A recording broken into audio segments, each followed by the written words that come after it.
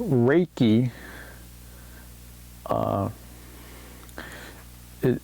my view of Reiki is it's working more in the energy field above the body. So a lot of times it's not even touching the physical part. It's allowing the hands to connect to the energy field and feeling as a diagnostic perhaps to see where imbalances are. And then, different forms of Reiki have different, spin this way if you're a girl, spin this way if you're a boy, spin if you're bringing in, if you're bringing out.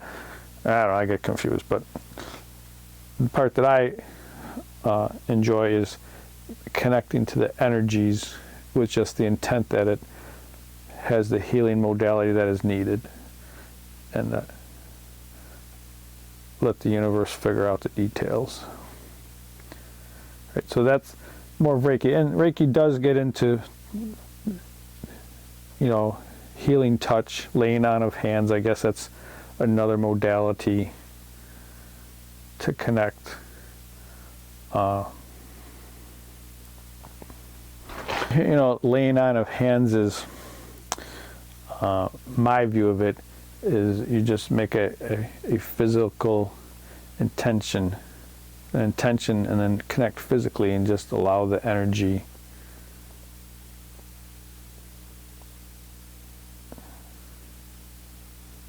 to do what your intention was. There's less manipulation and doing, it's more just being. I may be totally wrong, that's my view of it. There's also reflexology on the foot, the hands, earlobes, where you're massaging, manipulating specific points on a person's foot. Bottom of the big toe means something, bottom of the little toe means something, liver is somewhere, spleen is somewhere. So by massaging the areas of the foot, those are energetic points that you can treat internal. I shouldn't say treat, you can connect with internal organs and see where there's imbalances. And then, I just do it by intent. Intent is just to balance what needs to be balanced. Not trying to, I need the spleen to go do this, I need the colon to go do this. Yeah, it's just allow the universe to do what it needs to do by holding the space there for it. That's my view, and it could be totally wrong, but that's why I can still get up in the morning. I just follow what I'm guided to do. So that's reflexology.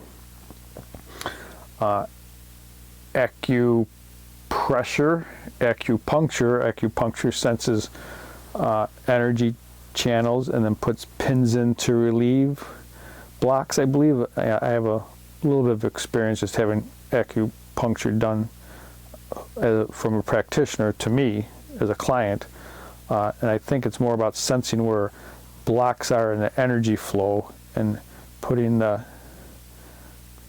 pin in to release the blockage and let the energy, and I want to say chi, but I don't know if it's really chi, but allowing the energy to flow through that blockage. So that's like acupuncture, working with energy meridians, energy channels.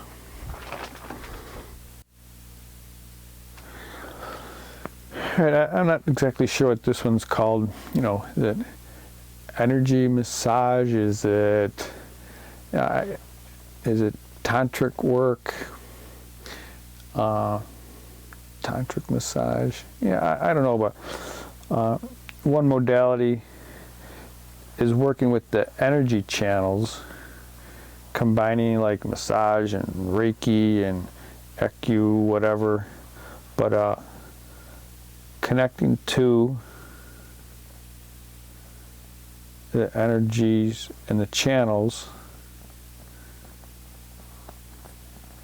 and following them as guided to to see where there's blocks. Sometimes it'll get stuck, and then it'll wait a while, and then it'll release. Sometimes you have to find a different way around, or you're called to move in a different thing. A lot of times you get crossover where a left lower extremity will cross over to a right upper extremity. Yeah, so that's a combination of several techniques, or maybe it's its own technique, I don't know the right name, but that's more working with the subtle energy channels, sensing those and following those with the intention that does what it needs to do.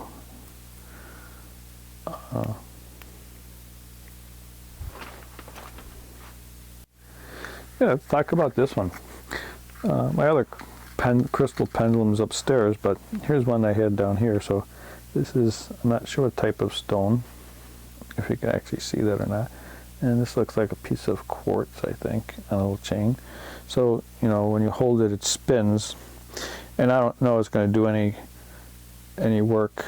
I guess it's spinning here. I guess I would have thought it would connect more to a human energy field, but it's connecting to some type of energy field. You can see how it's just spinning on its own. Sometimes it spins clockwise, counterclockwise. Sometimes it doesn't spin at all. Sometimes it swings back and forth. Sometimes it swings so fast it like is a helicopter blade and wants to take off. Kind of interesting. It's got like a little jerk in the middle here. It kind of swings around and it gets a little jerk to it. Again, you know, I suppose you can use it as a divining tool, like a divining rod, like for finding water. You can use it to find spots of imbalance.